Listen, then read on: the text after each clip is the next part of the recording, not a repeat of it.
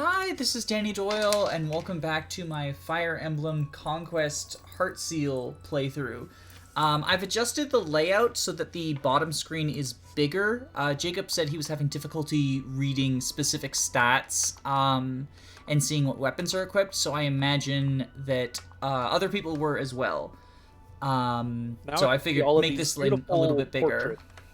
Yeah, and you can admire how cool. fucking bad Ninja Rinkah is. I see 5 points of strength. Let's go. She's got brass shuriken. So fucking bad. This is so bad. And so normally in this chapter you sort of let Ryoma do a bunch of the work. He's a flyer now. Oh, he's gonna fly straight to the sisters now. Yeah, he's not gonna help you. He's not gonna help at all. One thing that I've learned recently is apparently you get a concoction from talking to Hinoka. I had never knew that was a thing. You didn't? No, I didn't. So it would be nice if I could do that, but I feel like that's not going to happen. Well, I guess maybe if Ryoma gets up there, like he'll like help fend off some of the baddies. But I guess Sakura's not going to be there to heal anymore because she's going to be. Because I remember about 3 turns in, she heals Hinoka. So unless Ryoma gets there fast. I mean, Hinoka has she's a spear fighter, so she's got better defense than she does as a like flying person. True. It's more the matter of, like, I'm going to be fighting all these faceless on my own that I'm worried about, because Ryoma isn't aggressive. So he only attacks if they attack him, and I'm not getting to this Dragon Vein before he gets out of range. Wait, so if you think about it, does this mean that 3 Houses Geralt is a Ryoma, a green unit Ryoma archetype, because he shows up as a green unit? Fuck up! Shut the fuck up, Jacob! None of that is meant. Please, nobody use that. That is made up. Or is this? Yeah, you can't even. Also, can't even reach the faceless on the first turn. I think if you select Kaze, does he say something about visiting the village? This is where you get the HP tonic, right? Yeah, from this village? Or it's the goddess icon, I think. Is you it? get the HP tonic. I think you get the HP tonic in the next chapter as a drop from an enemy. Okay. Because that's usually why I would make. My thought process was always give Corrin a luck bane and then give him the goddess icon in the early game. Yeah, I just I want him to have a good match. I mean, it's only 5%, but I'm silly like that. We finally have growth rates back, and we're gonna min-max them. So let's see how Rinkah does with these here and have Rinkah. Oh, she gets fucking wrecked. She's so bad. I'm gonna have. We'll put them both there. I don't know. I think Kaze probably has a faster support build, so Corrin will default, or Rolf will default to getting the dual strike from Kaze. But Rinkah's saving grace. Oh no, it's Rinkah. Okay. Oh, interesting. I mean debuff. Yeah, he'll. So, we were talking about how Rinkah's only saving grace is that she's a strength backpack, but I guess now she kind of has debuffing. I mean, brass weapons don't give very good debuffs, but it's still something. I think it's. I guess. I mean, Kaze's just so good, and like having Rinkah as the ninja. Well, I remember Iron Knives and Shurikens do -3 magic, 3 defense, 3 res, I believe. Oh, he is aggressive. I thought he was non-aggressive for some reason. I think he runs to the sisters, and if he crosses paths with an enemy, he'll attack it. Oh, right. And he's not going to naturally be going anywhere where he'll cross paths with the boss. Because that's the thing, is I like having, yeah, we can do that. And I have to hope for the 83. I like having Ryoma kill the fucking boss, because the boss is annoying. Oh, or instead of an 83, a 7. Well, that works. Yes, it did. Now we're going to get a good level up out of it. One nice thing about Fates, that Or was a really good strength. level up. One nice thing about Fates / Awakening is everyone just kind of has like Higher growth rates. everyone just kind of has like some crit. Well, I guess not now, but because of like the way supports work, is everyone just sort of has some crit. That makes sense. From supports, which is really There's always that little bit of a chance of having crit chance. yeah, and in Awakening it's on steroids because the amount of like crit and hit and crit avoid that you gain from supports, even if you don't have a support build, like just having the ability to get a support with someone, is oh fuck, I hit the wrong button. Oh well. They were just enemies moving. Oh, thanks, Ryoma! Thanks! That's the real danger here. Thank you. He's actually helping now. Good job. But yeah, in Awakening in particular, you will often just, like, randomly have, okay. Are we gonna have to use up the vulnerary? I am, but I also, like, I want to get this Dragon Vein so that Ryoma attacks these fuckers. I think Kaze starts with an extra vulnerary in normal mode. Well, we're not playing normal mode. Like, I seem to remember that. I think I remember that he starts with an extra healing item in the lower difficulty where you don't need an extra healing item. The other thing is I don't have anyone who does a strength pair up because of no Rinkah. No, like, Oh, that's true. Oni Savage Rinkah. So I'm stuck with the shitty strength that I have. You can make fast Kaze faster. Yeah, I can. They both give speed to each other. I mean, I generally think in a lot of scenarios I prefer having dual strike to dual guard. Unless I'm just trying to... Yeah, Ryoma's just like, no, I'm not engaging with the boss. Of course not. In general, I often prefer having dual strike to dual guard because this is such a player phase focused game, especially Conquest. But I will really nice. put cool dual guard. Oh wow, we're actually doing it. Yeah. We play this chapter way differently from each other. Do that. I mean, I have to do it eventually, so I might as well do it now. How does Rinkah deal against the boss? Does she get one rounded? No, she does not. Okay, so... Well, okay, so she will get dual striked, but even with the dual strike, she doesn't die. So I'll leave her there. Do any of those enemy... I remember some of the faceless have seal skills. Do any of them have, like, seal defense? Well, it doesn't matter because only the boss can attack Rinkah. No one else can reach her. Oh, that's right, that's right. Wait, is the vulnerary gone? No, it's... Okay. I'm gonna trade the vulnerary onto Rinkah.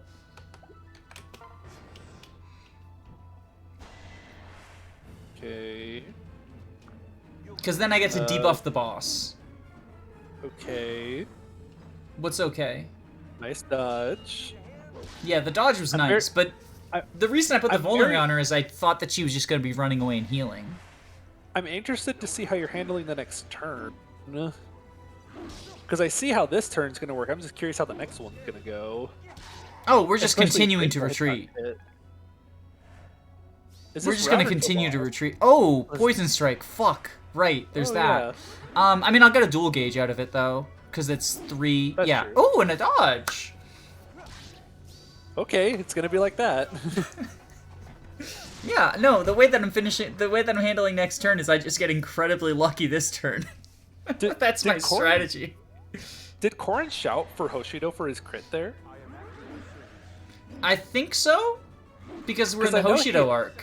I know that crit quote changes depending on what route you play, because he'll either say for Hoshido, for Nor, or like I make my own fate or something. But so I find it interesting that he'll say those before. Well, we're in the Hoshido arc, so it makes sense. I guess kind of in my mind, I thought that he just wouldn't use those crit quotes until you picked a route. So I think interesting that he still says it, and he just kind of says it depending on what country you're in. Turncoat. Also, Hinoka is doing a much better job surviving than yeah, 0 damage. I would have thought. I mean, not that I would have thought, just like than she normally does, because Spearfighter is. I mean, Spearfighter is the Hoshidan Armor Knight. It's bulky. Except it has 5 move. I fucking love Spearfighter. It's such a good class. They're like the best parts of Armor Knights and Soldiers. It has the movement of a soldier, but it has like the good defense of an Armor Knight. It's so useful. Okay, so I think what do we do is Rinkah. I want it to be in the woods. Rinkah having the vulnerary actually kind of fucks me now. Oh no, I can have... Well, no, because then this guy can attack Rinkah, which is something I don't want. Check her strength stat.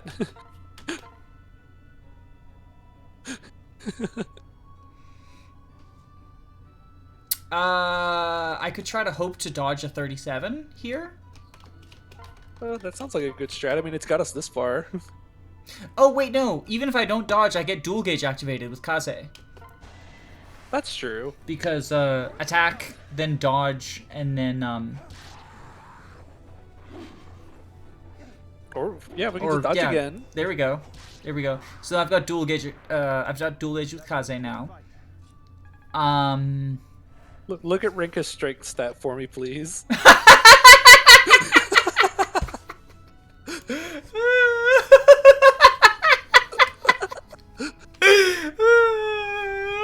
Look at this unit. Even though she recovered 1, she still got 0 strength. Jesus Christ. Is she at full HP? Yes. And her personal is supposed to give her extra damage, so she's at her weakest point. She's using a brass knife at 0 strength. She has 2 attack. Look at the stat screen. She has 2 attack. Soth did more damage than her and 0% growth. Okay, so I think what I do is I transfer. Oh, what's Corrin's HP at though? That's really low. 9. So 18 attack plus defense of 6. Okay, so never mind. I can't do that. What I'll just do is just continue the debuff game.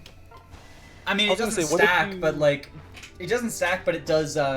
Like every time he gets hit, he will steal strength her. But he'll get back to the minimum.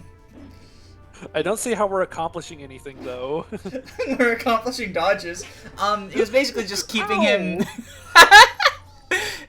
keeping him down so that I can finish him off with Kaze and Rolf next turn. It's gonna be an easy game if we just keep dodging everything. That's one advantage to having ninja plus samurai. Yeah, I don't think we're getting to Hinoka. I don't think we're getting a concoction from Hinoka. I mean, hopefully, is there like one stationary enemy left on the map that's not moving?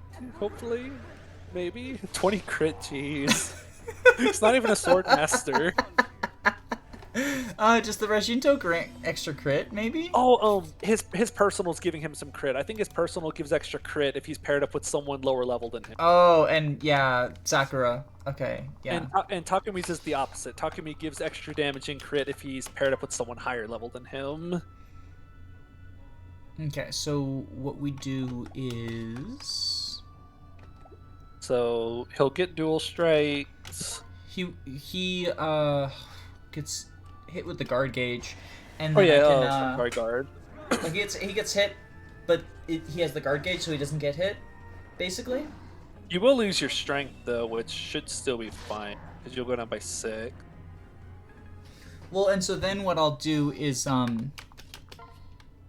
do a paired attack with Rinkah. And even still doesn't kill. Let's do it. Okay, so that whole thing I said about Rinkah still being able to debuff things and being kind of useful, can we just clip that part out because I was wrong? Hey, she's getting this kill. We're gonna get the kill. We're gonna get the kill. Let's go 79. Come on, Kaze, get the kill. I mean, forget the fact that I gave the boss experience to the one unit who I'm not using.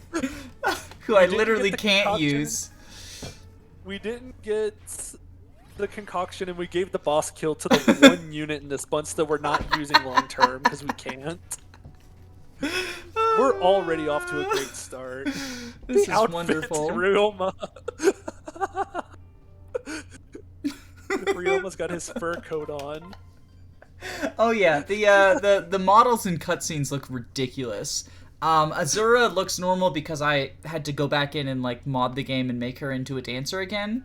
But that cutscene where she's walking away from the dock when she's not in her dancer model also looks very funny because she's just geared up for battle. Boy, it'd be nice if someone like Takumi, who's really angry right now, would actually help us in this fight. You know what's not nice about this fight? This is my biggest pet peeve about Fates.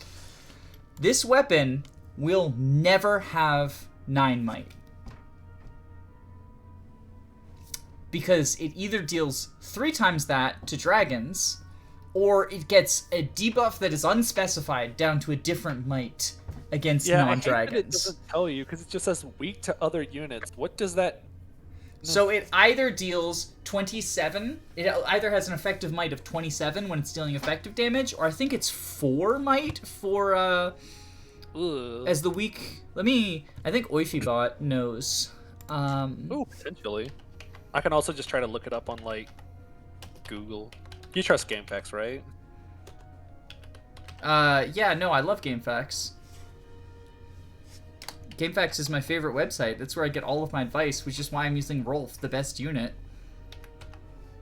It's all starting to come together. Let's see. Let's see if I find it. You'll probably find it faster than me because I'm making typos. This is just telling me where to find them, but I don't want to know how to find them. I want to know how much it does. Yeah, Oifibot doesn't tell you. So yeah, this weapon will never have 9 might. It's just stupid and dumb, and I hate it.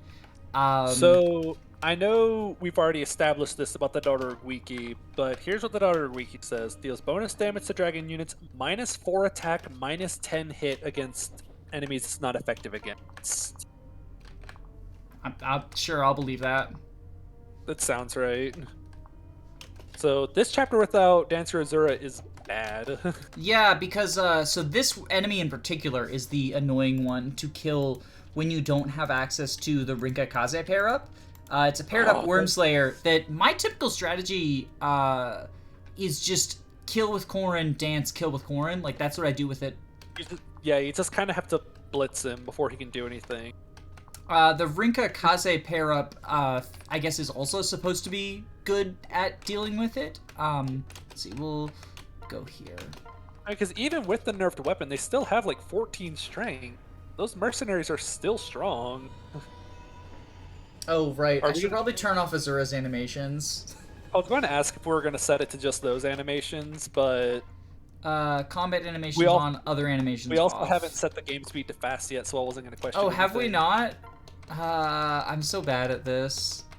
Where's that one? Other animations, game speed, fast. There we go. We'll go, like, here, sure. Now we're fast. And the only reason I was dancing Kaze is because, it gets Azura experience. I want to get her special dance. I haven't decided. Do you think I should just, like, abuse this chapter to get special dance? Like, just not kill the boss? I do that every time I play this game. Yeah, I might as well. I get special dance every time I play this game. I really wish you would just start with it. I mean, at least in this one, special dance is level 10.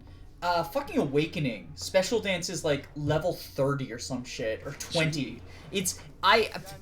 I fucking hate Olivia so much. Not even because she's bad. I think she's one of the better dancers because there's a lot you can do in Awakening with a dance. And pair up.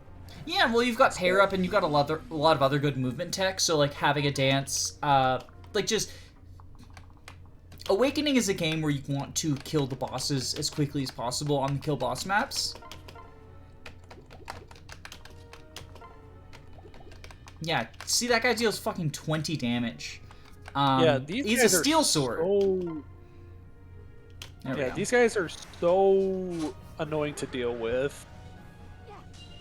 This is just I to... also Oh, find... never mind. This was supposed to be just to get Kaze some experience, because Corrin's gonna one-shot the guy, even without the debuff. But apparently that's not happening. Yeah, I find it so bizarre that they give you, like, this really busted Corrin and then put a bunch of, like, Worm Slayers. I wish they would have just made him, like, permanently, like, put just the Dragonstone in his inventory and given you normal stat Corrin, but not put Worm Slayers all over the place.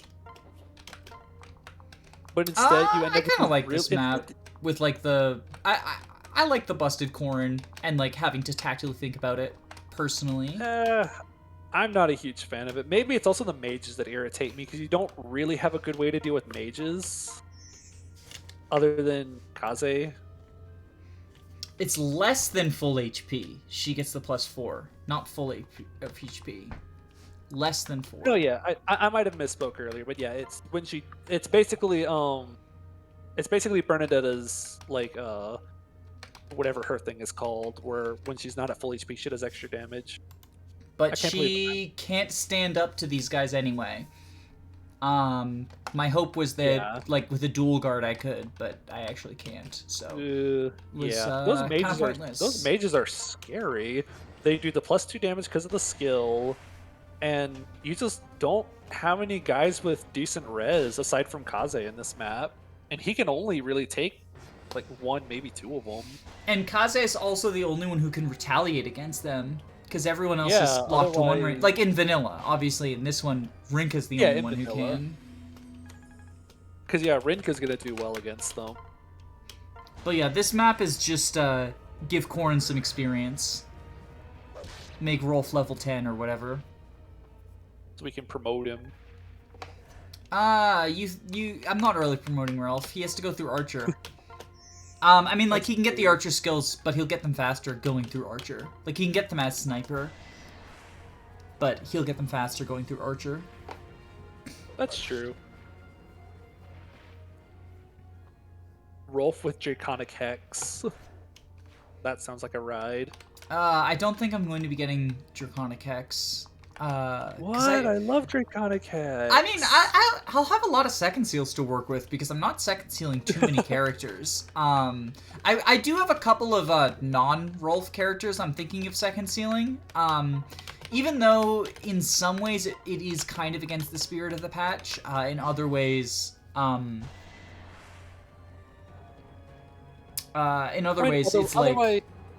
Otherwise, we just won't be able to build, like, decent builds, because it involves going back and forth between classes.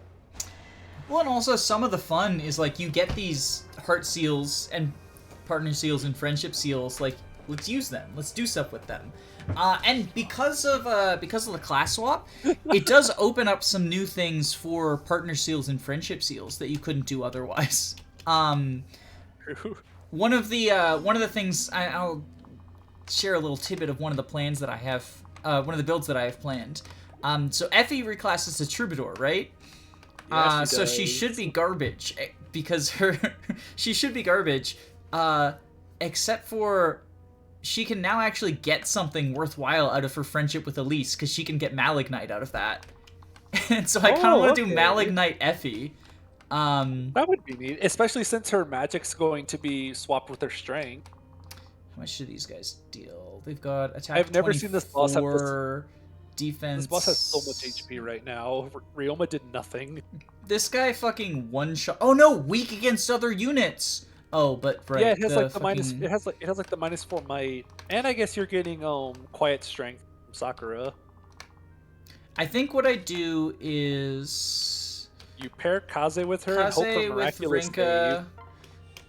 Well, no, also, if Rinkah dies, like, who cares? It would be nice to have a reserved Branch of Fate if I ever want to do this in Birthright. But for the purposes of Conquest, who fucking cares? Grade the vulnerary off of her. No. I guess we can, like, put it on someone else. Yeah, I guess I can do that. We're gonna lose our one vulnerary use that we desperately need. We might need it. And then Azura here for, like, the healing. And That's true. Corrin is going to be killing them on player phase. I like how we joked about potentially getting Azura up to level 10 in this chapter, and we didn't even dance with her right there. Well, because I can do that. It wasn't a joke. Like, I'm legitimately thinking about doing it. Yeah, so bye-bye, Rinkah. Bye-bye. You were... Or she's gonna dodge. Oh! She dodged the 69. She died!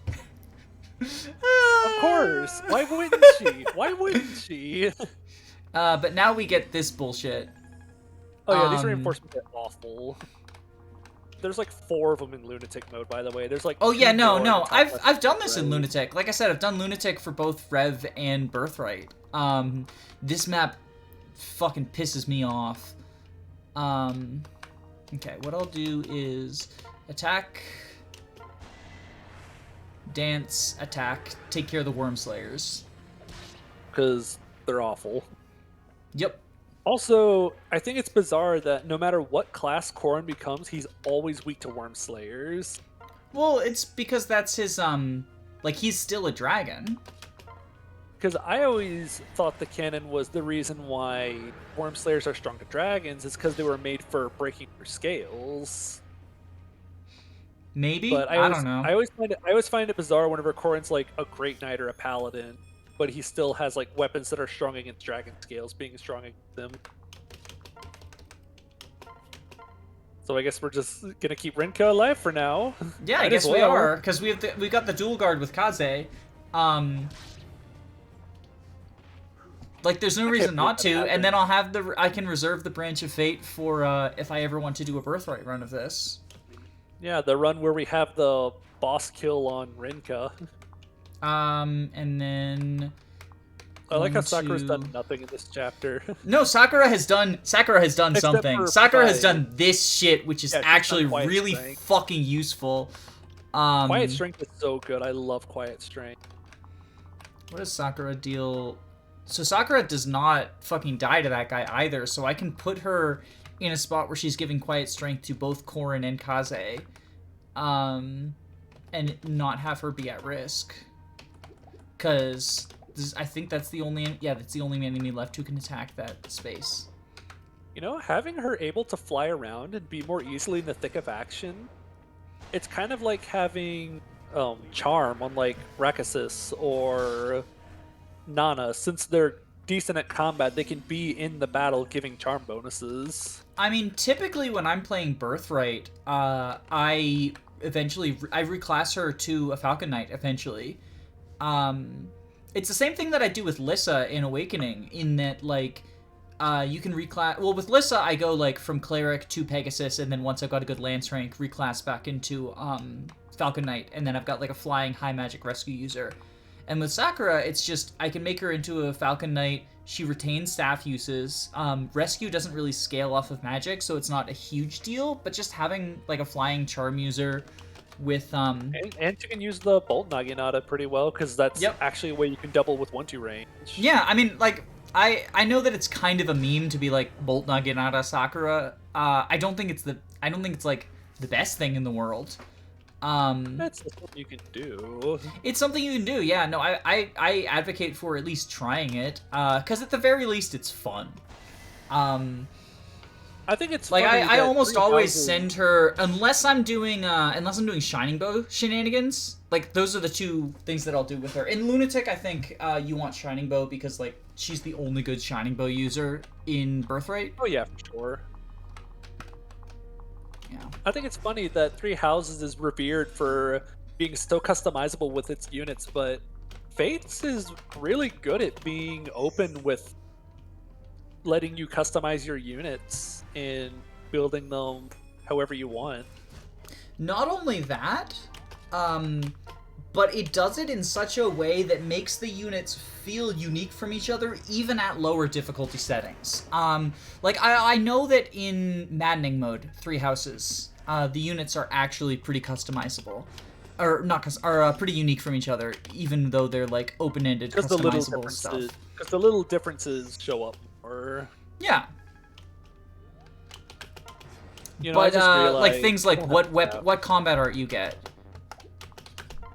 Yeah, Ah. like Sylvain, Ferdinand, and Sedith all getting Swift Strike. So that's kind of what they bring to the table. Or like point blank volley is one of mine that I like. Yeah, Like like Cyril and yeah, point blank volley. Cyril gets point blank volley, and so does someone else, but Cyril gets it earliest. I can't remember who else it is. I know there's one other person that gets it. Or like Vengeance.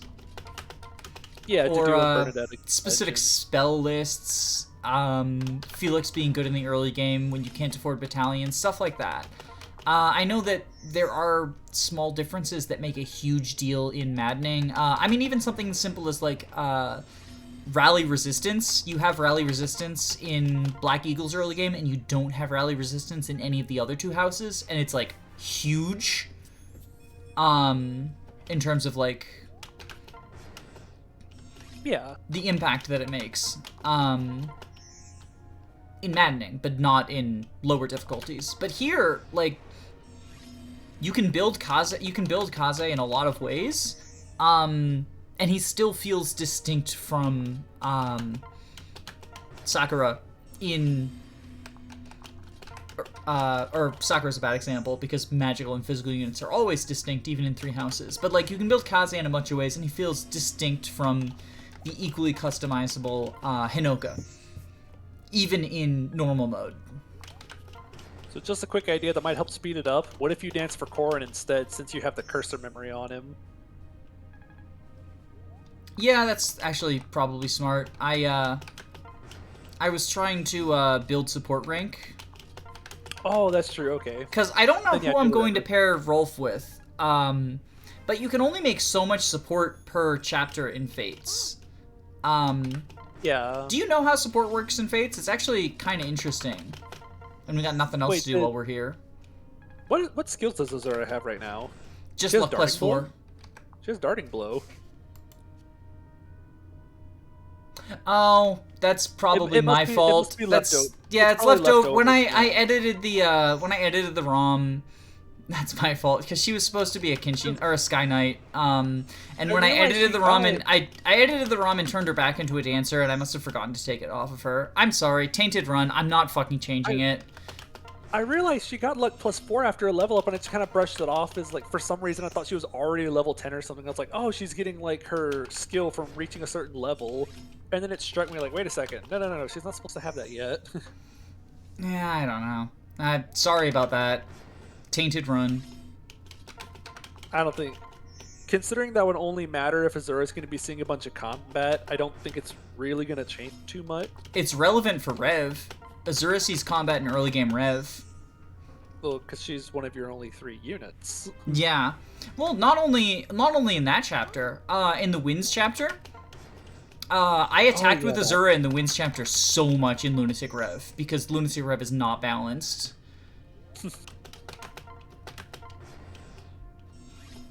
I don't quite remember how much support points you can get. All I remember is I don't think you can get like a whole support rank chapter. What it is you can only support with up to 3 characters per chapter. And you only get, I think it's like up to 3 points, but you can only get that with the one you have the most support with. And then you get 2 and 1 respectively with your second and third highest supporters. Interesting. Which I guess if you... Or you get a cap of those, rather. You don't guarantee that you get 1 or whatever. So are those 3 people the 3 people that you see if you put the interface on the different version? On the what? Whenever you see the unit interface, click on the little grid in the bottom right of the touchscreen. In the bottom right corner, like that little grid-looking thing. Or no, it's the arrow in the top right, I think. Click on the grid thing again, and click on that arrow in the very top right. This thing? Yeah. Scroll over Corrin. I don't... highlight Corrin for a sec. You see those down there? Oh, maybe, yeah. I think that's like people who you've already gained, you're ready to get a support point with. Like Corrin will have a support with Kaze unlocked is what it is. Whenever we get him in like the next chapter, right? Right? Sure. How to... Actually, I don't remember how Kaze's... Because Kaze auto-levels.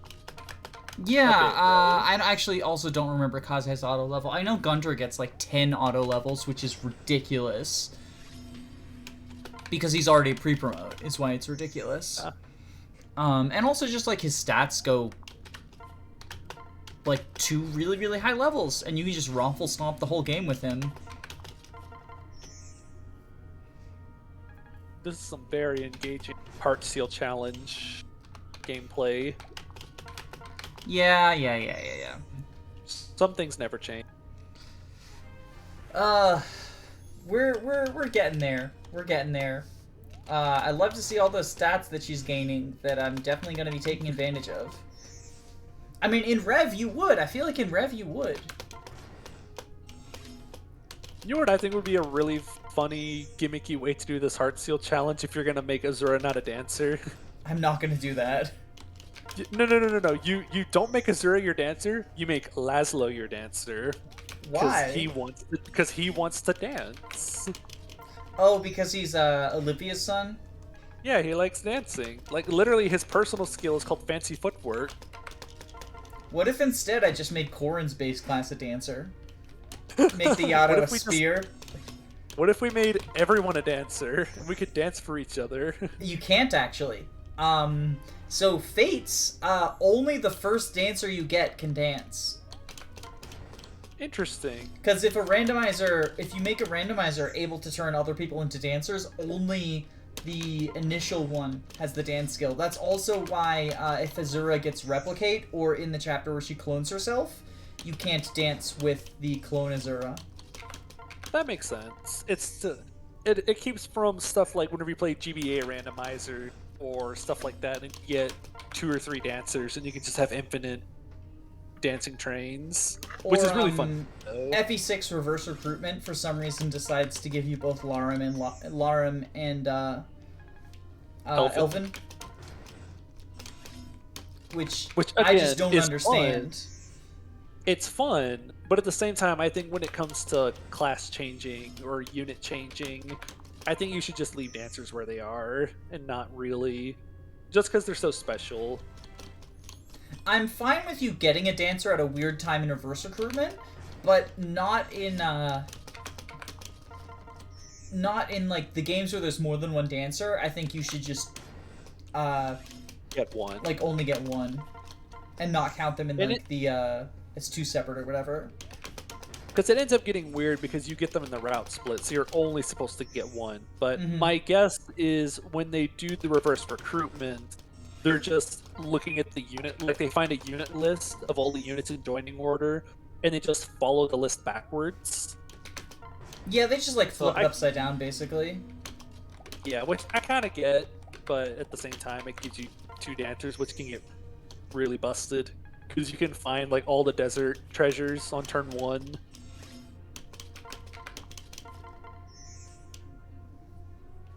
Oh, I didn't even think about that. Just like bring them both to the desert and hoover everything up. Yeah, you can bring them both to the desert, and even though it's like fog of war or anything, you can just dance train each other across the entire desert, and you can keep dancing back and forth until you pick up the treasure on your turn. Hey, we can finally play the game again. Also, this guy is Master of Arms instead of Swordmaster. Hey, nice. That's pretty cool. Yeah, like I said, all the portraited enemies, which I guess he's technically a portraited enemy. He's like a character, right? Yeah, I'm like pretty there's sure lore to him that you learn in the DLC. I just don't remember what it is. I'm pretty sure like he is what's his face? Anankos? Anankos, thank you. I'm pretty sure that's who that is. Because yeah, I think in the Hidden Truths DLC, which explains why the Awakening kids are here, that same portrait is the one that brings them to the Fates world, and I think they find out that's who he is. I actually kind of like the Hidden Truths DLC, mostly because it lets me use my 3 favorite characters. Who are they? I have not played any of the Fates DLC, not even like Anna on the Run or any of that stuff. Also, this is gonna suck if I miss. Okay. Who are the characters in Hidden Truths? Is it the Awakening trio? It's the 3 Awakening kids. That's It's fucking Laszlo. stupid. I hate the It's fact that they're Laszlo in and this Odin. game. I do too, but they're my favorite characters for whatever reason. I also don't understand why, like, Laszlo is a popular character, because I've never gotten him, because, like, who pairs up Olivia in Awakening? And don't say you did it! I paired Robin with Olivia on the first playthrough. I was like, we're pairing the tactician with the dancer. Yeah, we're done here. Like, comment, and subscribe. Bye-bye. Huff.